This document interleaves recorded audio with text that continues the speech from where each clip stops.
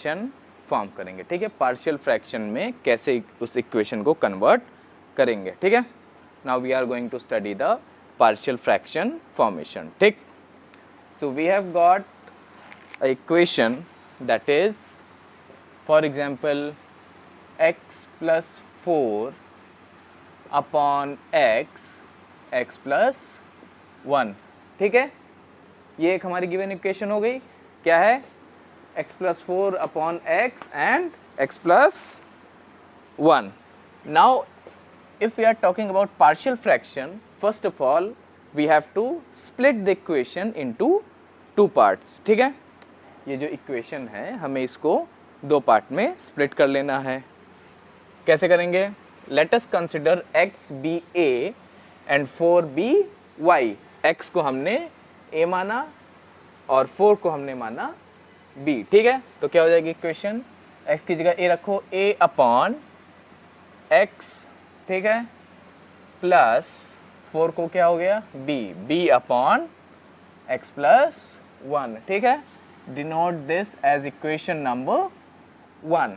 All right, then into the second step, if we cross multiply this, we will get a x plus 1, ठीक है, and bx upon x plus 1.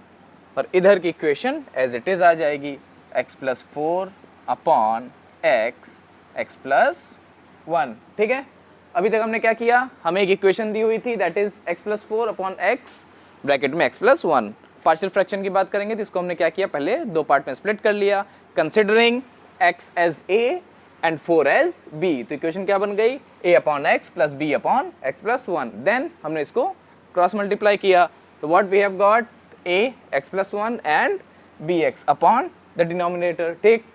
अब इन दोनों को देखो, कुछ cancel out हो सकता है? बोलो हाँ। x and x will cancel out, x plus 1 and x plus 1 will also cancel out. बचेगा क्या? इधर से क्या बचा? लेफ्ट हैंड साइड से x plus 4 is equals to, right hand side में क्या बचा? a x plus 1 और bx, इतना ही बचा, ठीक। इसको डिनोट कर लो equation number 2. Now we have got two equations 1 and 2. अब now we have to find out the value of a and b, ठीक है। a और b की वैल्यू निकालेंगे, उसके बाद इक्वेशन नंबर 1 में पुट कर देंगे और हमें हमारा रिक्वायर्ड पार्शियल फ्रैक्शन मिल जाएगा, ठीक है। तो a और b की वैल्यू हमें फाइंड आउट करनी है। तो सबसे पहले late us consider the value of x b 0. पहले हम मान लेते हैं x की एक वैल्यू है 0 और इस वैल्यू को हम इक्वेट कर देते हैं इक्वेशन नंबर 2 में, ठीक है। x को हमने 0 माना, we have considered x is equal to 0 and we have equated into the equation number 2, right. रख दो इसमें, क्या आ जाएगा? x को क्या माना? 0 plus 4 is equals to a, 0 plus 1 b, x की जगह 0 इंटू 0, इधर क्या बचेगा? 4 is equals to 0 plus 1 0, b into 0 0, तो बचा क्या? Only a. तो a की वैल्यू क्या आ गई? 4. We have got the value of a that is 4, ठीक। नाउ इसी तरीके से हमें क्या निकालनी है कि b की वैल्यू, ठीक। पहले x को हमने माना था 0, अब let us consider x plus 1 is equals to 0. अब इसको सिंप्लीफाई करो, ये उधर जाएगा तो क्या हो जाएगा? x इज इक्वल टू -1, ठीक है। Now put this x is equal to -1 into equation number 2 again, फिर से इस इक्वेशन में रख दो। अब ये क्या बनेगा? ये इक्वेशन क्या थी? x plus 4 is equals to a x plus 1 bx, यही था। x की जगह -1 रखो, क्या हो जाएगा? -1 plus 4 is equals to a, x की जगह -1 रखो, प्लस 1 b इंटू -1, सिंप्लीफाई करो, प्लस माइनस एक माइनस हो जाएगा, क्या बचेगा? 3 इक्वल्स टू ये 1 1 कैंसिल आउट, a इंटू 0 0 क्या बचेगा इधर, b इंटू माइनस वन क्या हो जाएगा, इंटू माइनस बी। इसको और सिंप्लीफाई करो, क्या हो जाएगा, ये इधर आ जाएगा तो क्या हो जाएगा, b की वैल्यू हो जाएगी -3। So we have got the value of b, that is -3. In this way we are able to find out both the values, that is the value of a and the value of b. a की value क्या मिली हमें 4 और b की value क्या मिली -3. Now we have to put both the values, that is the value of a and the value of b into our very first equation, that is equation number 1. Put कर दो, a की जगह हम क्या रखेंगे 4 और b के place पे क्या रखेंगे -3. पुट कर दो, क्या हो जाएगा, हमारी इक्वेशन क्या थी, x plus 4 upon x plus 1 is equals to, एक जगह पे क्या आएगा 4 अपॉन x प्लस b की जगह पे क्या आएगा -3 अपॉन x प्लस 1. ठीक है, अब इसको और सिंप्लीफाई कर लेंगे, क्या आ जाएगा 4 अपॉन एक्स, प्लस माइनस है तो -3 upon x plus 1.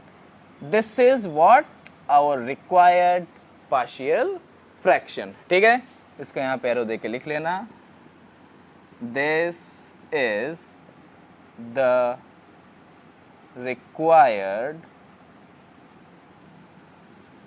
Partial fraction. Okay, bracket में पीएफ भी लिख सकते हो, पार्शियल फ्रैक्शन. ठीक है, so what we have done, we have got a equation that is x plus 4 upon x plus 1. ठीक है, numerator consisting numerator and denominator. ठीक है, न्यूमरेटर में x प्लस 4 और डिनोमिनेटर में x प्लस 1. पार्शियल फ्रैक्शन में कन्वर्ट करना है, रिक्वायर्ड पार्शियल फ्रैक्शन फॉर्म में. सबसे पहले हमने क्या किया, we have split the equation into 2 parts considering x as a and 4 as b. तो 2 पार्ट में स्प्लिट करो, a अपॉन x और b अपॉन x प्लस 1. ये हो गए हमारी equation number 1. Then we have simplified it by cross multiplication. We have got x plus 4 is equals to a x plus 1 bx, equation number 2. अब हमें क्या करना था, वैल्यूज फाइंड आउट करनी थी, that is of a and b. तो a और b की वैल्यू हमने फाइंड आउट की. कैसे, पहले इक्वेशन में हमने x को कंसिडर किया एज 0. जब x की वैल्यू 0 पुट किया तो हमें a इक्वल टू 4 मिला, और जब x की वैल्यू को हमने -1 पुट किया by the simplification, that is x plus 1 equal to 0. यहाँ पे इसको सिंप्लीफाई करेंगे तो x इक्वल टू -1. जब -1 रखा x की वैल्यू को इक्वेशन नंबर 2 में, तो what we have got the value of b, that is -3. अब हमें a की वैल्यू भी मिल गई और b की वैल्यू भी मिल गई. a की वैल्यू 4, b की वैल्यू -3. अब इसको हमने क्या किया, सिंपली हमने पुट कर दिया किसमें, अपनी फर्स्ट इक्वेशन में, that is x plus 4 upon x plus 1 equals to a upon x plus b upon x plus 1. जैसे ही इसमें पुट किया हमें रिक्वायर्ड पार्शियल फ्रैक्शन मिल गया, that is x plus 4 numerator upon x plus 1 denominator में is equals to 4 by x minus 3 by x plus 1. This is what, this is our required partial fraction. ठीक है, इतना ही है, एकदम सिंपल, साधारण, आसान. सबसे पहले क्या करना है, पार्ट फर्स्ट, इसको पार्ट पार्ट में समझो. इक्वेशन हमें मिला, ठीक है, हमने इक्वेशन को क्या किया, स्प्लिट किया 2 पार्ट में, उसको स्प्लिट कर दिया कंसिडरिंग एक को a माना, एक को b, न्यूमरेटर्स को. ठीक है, a और b में स्प्लिट किया, वो हो गई एक इक्वेशन. ठीक है, पार्ट फर्स्ट स्टेप में क्या है, स्प्लिट किया 2 पार्ट में considering a and b.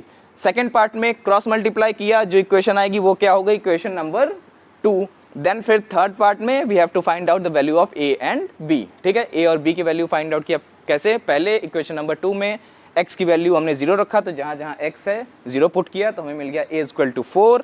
Then फिर b की वैल्यू में हमने -1 पुट किया, और जहां जहां x था वहां पे -1 रखा. अब हमें b की वैल्यू क्या मिली, -3. अब a और b की वैल्यू मिल गई. हमारी इक्वेशन नंबर 1 क्या थी, जो उसको हमने स्प्लिट किया था सबसे पहले पार्ट में a और b के फॉर्म में, a upon x b upon x plus 1. यहाँ पे a की जगह पे हमने क्या रख दिया, 4, और b की जगह पे रख दिया -3. उसके बाद इसको सिंप्लीफाई किया, हमें हमारी रिक्वायर्ड पार्शियल फ्रैक्शन की वैल्यू मिल गई, that is x plus 4 upon x plus 1 is equals to 4 upon x minus 3 by x plus 1. ठीक है, this is what, this is our required partial fraction. इतना ही करना है, 3 स्टेप याद रखना. जब भी पार्शियल फ्रैक्शन के रिक्वायर्ड फॉर्म में किसी भी इक्वेशन को कन्वर्ट करना हो, लीनियर इक्वेशन को, तो क्या करेंगे, सबसे पहले उसको स्प्लिट करेंगे 2 पार्ट में, a और b को कंसिडर करके, देन सिंप्लीफाई करेंगे क्रॉस मल्टीप्लाई करके, जो इक्वेशन आएगी वो 2 हो गई. ठीक है, उसके बाद we have to find out the value of a and b. A और बी की वैल्यू कैसे फाइंड आउट करेंगे, एक्स को कंसिडर करेंगे, 0 आप 1 भी कर सकते हो, 2 भी कर सकते हो, उसकी वैल्यू आप पुट करोगे, ठीक है। उसके बाद ऐसे बी की वैल्यू फाइंड आउट करेंगे, एक्स की वैल्यू को इक्वेट करके इक्वेशन नंबर 2 में, और उसके बाद जब वैल्यू आ जाएगी ए और बी की, उसको सिंपली हम किस में पुट कर देंगे, अपनी फर्स्ट इक्वेशन में, जहां पे हमने इक्वेशन को स्प्लिट किया था 2 पार्ट्स में, considering as A and B. तो जैसे ही ए और बी की वैल्यू पुट करेंगे हमें क्या मिल जाएगा, हमारा रिक्वायर्ड पार्शियल फ्रैक्शन, ठीक है। इतना ये एकदम सिंपल, साधारण, आसान। क्या हुआ बेटा, निकल गया, आ गया, ठीक है। नहीं भी आया होगा तो क्या कर लेंगे हम, है ना। ऐसे देख लो जैसे पहली बार सुना है फार्मेसी में मैथ्स, है ना बेटा, बचपन में सुना होगा मैथ्स जैसी एक चीज़, याद करो, पीछे जाओ, सुना है ना बेटा, बोलो हाँ बचपन में सुना है ना, सर हिलाओ, हाँ ऐसे बचपन में सुना है मैथ्स, हाँ सुना है, इसी के लिए तुमने मैथ्स छोड़ के जो है दूसरी स्ट्रीम ली थी, है ना, सुना है ना मैथ्स। तो वो जो बचपन में मैथ्स नाम की चीज़ सुनी थी, तो उसको थोड़ा सा फार्मेसी में पढ़ना पड़ेगा, थोड़ा सा, ज़्यादा नहीं, थोड़ा सा ही, ठीक है। लास्ट ईयर में आपका रिसर्च मेथोडोलॉजी आएगा, उसमें भी आपके बायोस्टैट्स हैं, that is mean, median and mode, और आरएम का पोर्शन है वो थोड़ा सा थ्योरेटिकल पोर्शन है, ठीक है। उसमें आपको डिफरेंट सॉफ्टवेयर्स की स्टडी करनी पड़ेगी। यहाँ पे आपको थोड़ा सा लिटिल बिट ऑफ मैथमेटिक्स पढ़ना पड़ेगा, which consist of calculus, integration, partial fraction and matrices, ठीक है। एकदम सिंपल, साधारण, आसान, बेसिक्स पढ़ना है आपको 11th एंड 12th के, ठीक है। अब कह दो सर इसीलिए तो छोड़ा था, अब आप करें फिर से पढ़ना पड़ेगा, तो थोड़ा सा ही पढ़ना है, ठीक है, ज़्यादा नहीं पढ़ना है, ठीक। इतना क्लियर है पार्शियल फ्रैक्शन, ठीक, समझ में आ गया, क्लियर है, ठीक है।